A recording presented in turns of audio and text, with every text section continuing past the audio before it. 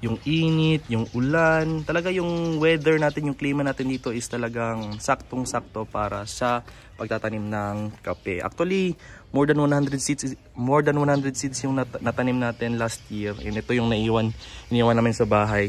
And syempre ginamitan natin ito ng guys, ng tawag nito, organic fertilizer using rabbit manure.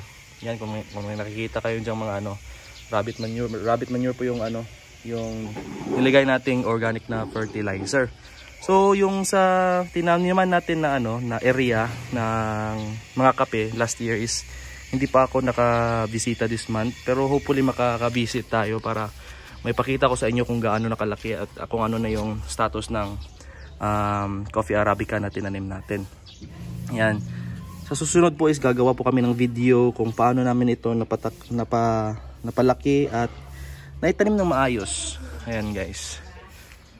So, kung bago ka lang dito sa aming YouTube channel, please don't forget to like and follow our Facebook page. Ang link po ay nasa description box. At paki-subscribe naman po ng aming YouTube channel. Yan, sa ibaba, i-click mo lang yung subscribe button dyan. Pati na rin yung notification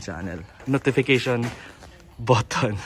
I'm sorry guys, matagal-tagal din kasi tayong hindi naka-upload dito sa ating YouTube dahil na-busy tayo sa ibang mga page, social media accounts natin. Ayan. So maraming salamat po. God bless.